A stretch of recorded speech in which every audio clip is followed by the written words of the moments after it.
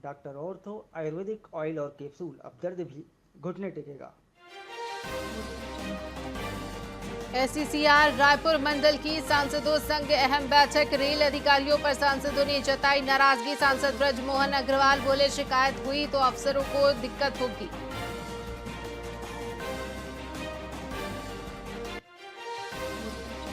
छत्तीसगढ़ में मंत्रालय के न्यू हाईटेक ऑडिटोरियम का हुआ लोकार्पण। सीएम विष्णुदेव साय ने किया लोकार्पण।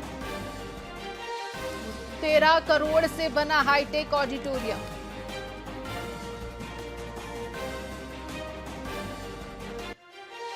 शराब घोटाले में लखमा ने पेशी को लेकर जताई आपत्ति। लखमा ने कहा, मैं भारतीय हूं, पाकिस्तान से नहीं, वीडियो कॉन्फ्रेंसिंग नहीं, कोर्ट में पेश होना चाहता हूं।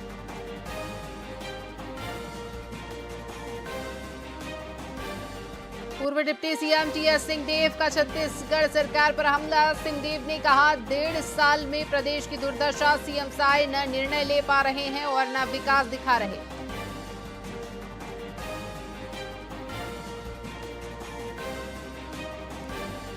कोयला राज्य मंत्री सतीश चंद्र दुबे ने सीएम साय से की मुलाकात। रायपुर में कोयला उत्पादन पर हुई चर्चा। खनन प्रगति और श्रमिक सुविधाओं पर भी हुई बातचीत।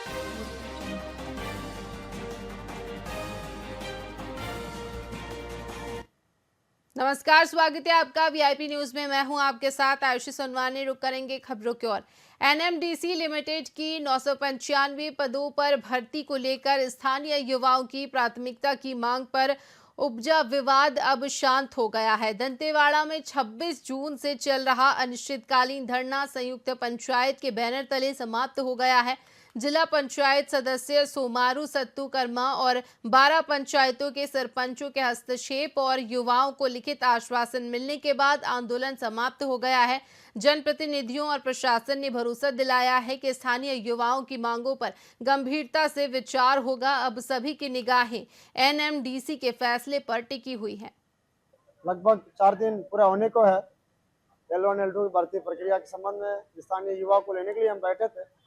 समस्त समाज प्रमुख, युवा साथी, समस्त वर्गों के लोगों के साथ यहाँ पर एक राय होकर एक मंच में आके लड़े, जिसका परिणाम आज मैनेजमेंट के द्वारा और प्रशासन की मदद से यहाँ पर आया कि L1 L2 की भर्ती प्रक्रिया इस वित्तीय वर्ष के अंदर L1 L2 तीनों जिला के सभी वर्गों के सब उनके लिए एक नियम कानून बनाकर इस वर्ष के अंदर ही भर्ती लेने के लिए उन्होंने जिला प्रशासन को ज्ञापन लेटर दिया। उसने फिर हमको दिया।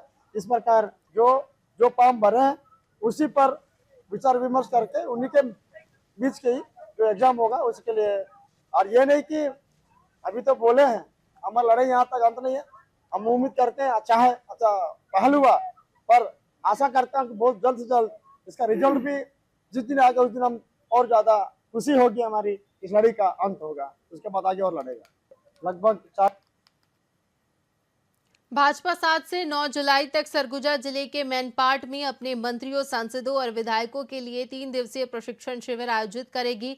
इसको लेकर राजनीतिक बयानबाजी भी तेज हो गई है। कांग्रेस प्रदेश अध्यक्ष दीपक बैज ने इसे पॉलिटिकल टूरिज्म करार देते हुए आरोप लगाया है कि प्रशिक्षण के नाम पर भ्रष्टाचार और कमीशनखोरी के नए तरीके अपना रही है। जवाब में गृह मंत्री विजय शर्मा ने कहा कि सीखने की कोई सीमा नहीं होती। भाजपा अपने कामकाज को व्यवस्थित ढंग से आगे बढ़ाएगी।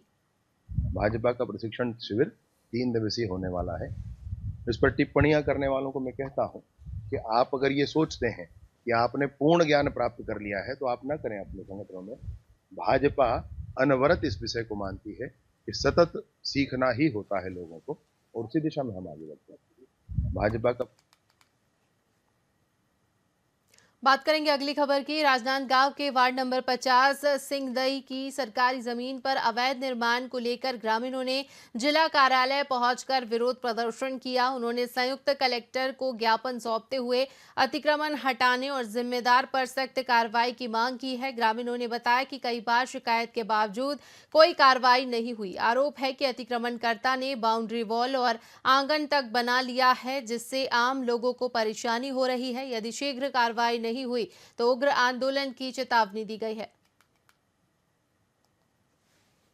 अतिक्रमण को हटाना है। और कई बार गांव में बैठक भी मतलब करी से, लेकिन वो जो अतिक्रमण करत है, जो मकान बनात है, मतलब मानिस भी नहीं बात ला।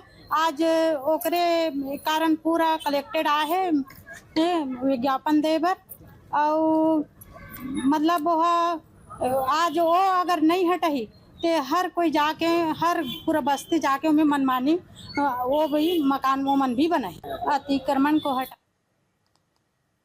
राजधानी रायपुर के मुख्यमंत्री निवास में केंद्रीय कोयला राज्य मंत्री ने मुख्यमंत्री विष्णुदेव साय से मुलाकात की। इस दौरान राज्य में कोयला खनन और उत्पादन से जुड़े विभिन्न विषय पर विचार विमर्श किया गया। बता दें कि सीएम साय ने कहा कि केंद्र सरकार के सहयोग से राज्य में कोयला और ऊर्जा क्षेत्र में विकास की संभावनाओं को साकार करने में सहायता मिलेगी। इस अवसर पर मुख्यमंत्री के सचिव SECL के CMD सहित अन्य अधिकारी उपस्थित थे।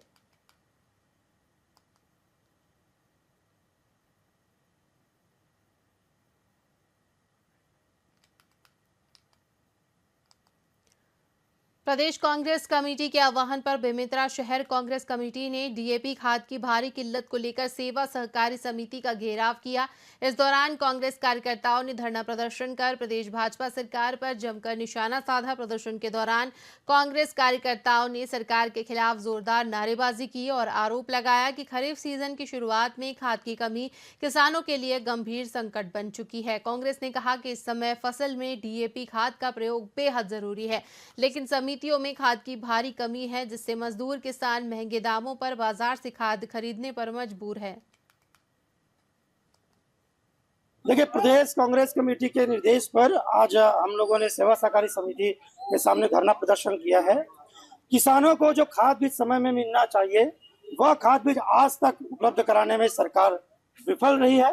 आज किसानों को समय पर खाद बीज के लिए भटकना पड़ रहा है, उन्हें केवल आश्वासन मिल रहा है। एक और जहां खुले बाजार में ऊंचे दाम पर खाद बीज मिल रहे हैं और सरकार को जो समिति में खाद बीज उपलब्ध कराना चाहिए, उसमें सरकार असफल रही है, जिसके विरोध में आज हमने प्रदर्शन किया है। किसानों की स्थिति बहुत ही खराब है। अभी छत्तीसगढ़ के लगभग सभी किसानों को DAP खाद की जरूरत है। इसको बुआई के समय और रुपाई में यूज करते हैं। इसका जरूरत सिर्फ अभी ज्यादा जरूरत होती है DAP की, तो ये किसानों के साथ पूरी तरह छलावा है। अभी मार्केट में DAP उपलब्ध है, वहाँ 1800 से 2000 में DAP उपलब्ध मिल रहा है मार्केट में। ये पूरी तरह से किसानों के साथ पूरा धोखा है। अभी कांग्रेस अध्यक्ष द्वारा सोसाइटी में किसानों को खाद बीज उपलब्ध नहीं हो रहा करके ज्ञापन दिया गया है, जबकि हमारे सोसाइटी में लगभग पिछले वर्ष जून महीने तक जितना खाद दिया गया था, वितरण किया था कृषकों को, उतना खाद अभी तक वितरण किया जा चुका है।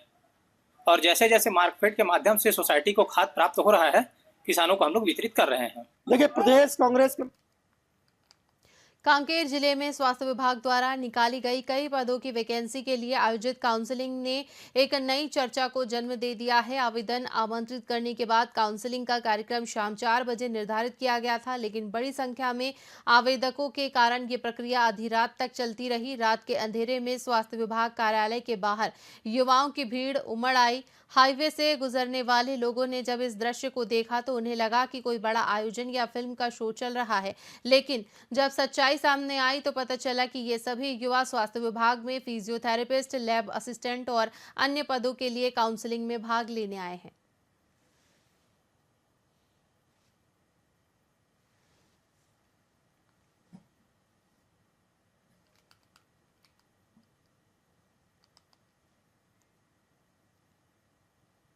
रायगढ़ जिले के तारापुर में रथ यात्रा महोत्सव धूमधाम के साथ मनाया गया। उड़ीसा सीमा से लगे इस क्षेत्र में रथ यात्रा का खास महत्व है। छत्तीसगढ़ के मुंगेली जिले के पुलिस अधीक्षक भोजराम पटेल भी अपने गृह ग्राम तारापुर पहुंचे और रथ यात्रा के दौरान भक्ति में झूमते नजर आए। सुबह से ही मंदिर में भजन कीर्तन का दौर चलता रहा और दोपहर में रथ यात्रा निकाली गई। स्थानीय लोग, पुलिस अधिकारी और प्रशासनिक कर्मचारी उत्सव में शामिल होकर झूमते दिखे। आसपास के गांव से भी बड़ी संख्या में लोग पहुंचे। वहीं बता दें कि द्वादशी तिथि को भगवान जगन्नाथ, बलभद्र और सुभद्रा की वापसी यात्रा निकाली जाएगी।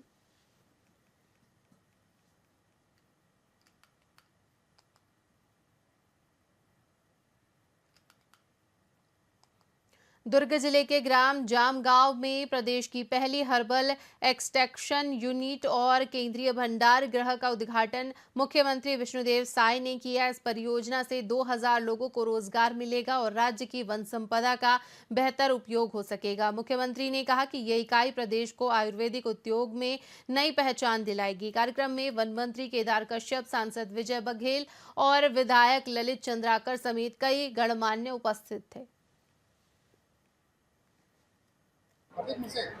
देखिए, आज जामगांव एम की पवित्र धरती में आयुर्वेद औषधि इकाई और केंद्रीय भंडार गृह तथा स्पेयर बायोटेक का यहाँ पर शुभारंभ किए हैं और मैं समझता हूँ इससे पूरे प्रदेश को लाभ होगा। हम प्रदेश की जनता को इसके लिए शुभकामनाएं देना चाहेंगे। आज जिस तरह से आयुर्वेद का महत्व बढ़ रहा है और हमारे माननीय देश के यशस्वी प्रधानमंत्री भी इसकी महत्ता को समझकर अलग से आयुष मंत्रालय का गठन किए हैं और ये आयुर्वेद बीमारी को जड़ से समाप्त करता है। तो ऐसा यूनिट यहाँ पर आज शुभारंभ हो रहा है, जहाँ पर हमारा जो छत्तीसगढ़ प्रदेश है 44% भूभाग यहाँ वनों से आच्छादित है और तरह तरह के यहाँ पर औषधि हैं। और यहीं के हमारे हेमचंद यादव मांझी जी हैं जो मतलब नारायणपुर के हैं, जिनको पिछले साल पद्मश्री का अवार्ड भी इसी आयुर्वेद को लेकर हुआ है। तो निश्चित रूप से 2000 तो लोगों को तो प्रत्यक्ष यहाँ पर रोजगार मिलेगा, लेकिन और भी कई हजार लोगों को जो जंगलों से हर्बल प्लांट कलेक्ट करके यहाँ पर लाएंगे, बेचेंगे, तो कई हजार लोग इससे लाभान्वित होंगे। देखिए, आज नेशनल स्टूडेंट पर्यावरण प्रतियोगिता 2025 का आयोजन 1 जुलाई से 31 अगस्त तक किया जाएगा, जिसका उद्देश्य छात्रों और सामाजिक संगठनों में पर्यावरण संरक्षण के प्रति जागरूकता बढ़ाना है। प्रतियोगिता में पोस्टर, निबंध, विज्ञान, मॉडल, भाषण, वृक्षारोपण जैसी गतिविधियां शामिल होंगी। कक्षा 1 से 12 तक के छात्र, कॉलेज विद्यार्थी और सामाजिक संगठन इसमें हिस्सा ले सकते हैं। यह आयोजन देश भर के क्षेत्रीय केंद्रों पर और ऑनलाइन माध्यम से भी होगा। प्रतिभागियों को प्रमाण पत्र और उत्कृष्ट प्रदर्शन करने वालों को राष्ट्रीय स्तर पर सम्मानित किया जाएगा। राष्ट्रीय पर्यावरण संरक्षण गतिविधि यह एक सामाजिक संगठन है जो पर्यावरण के लिए पूरे देश भर में काम कर रही है। पानी बचाओ, प्लास्टिक मुक्त भारत, पेड़ लगाओ, पेड़ का संरक्षण करो, इस विषय पर पूरे भारत भर में काम कर रही है। इसी पहल पर इसी कड़ी में NSPC राष्ट्रीय छात्र पर्यावरण प्रतियोगिता का आयोजन किया जा रहा है। राष्ट्रीय छात्र पर्यावरण प्रतियोगिता ये चलने वाला है। मैं सबसे अपील करता हूं कि हमारे छात्र, नवयुवक सभी भाई बहन इसमें भाग लें और पर्यावरण के प्रति जो जागरूकता है उसको प्रदर्शित करें, नीचे तक पहुंचाएं। आज देश की यही आवश्यकता है। राष्ट्रीय पर्यावरण संरक्षण गतिविधि यह एक सामाजिक संगठन है जो पर्यावरण के लिए पूरे देश भर में काम कर रही है। पानी बचाओ, प्लास्टिक मुक्त भारत, पेड़ लगाओ, पेड़ का संरक्षण करो, इस विषय पर पूरे भारत भर में काम कर रही है। इसी पहल पर इसी कड़ी में NSPC राष्ट्रीय छात्र पर्यावरण प्रतियोगिता का आयोजन किया जा रहा है। राष्ट्रीय छात्र पर्यावरण प्रतियोगिता ये चलने वाला है। मैं सबसे अपील करता हूं कि हमारे छात्र, नवयुवक सभी भाई बहन इसमें भाग लें और पर्यावरण के प्रति जो जागरूकता है उसको प्रदर्शित करें, नीचे तक पहुंचाएं। आज देश की यही आवश्यकता है। इसी के साथ खबरों में फिलहाल इतना ही। तमाम बड़ी खबरों के लिए देखते रहिए VIP न्यूज। मुझे दीजिए इजाजत। नमस्कार।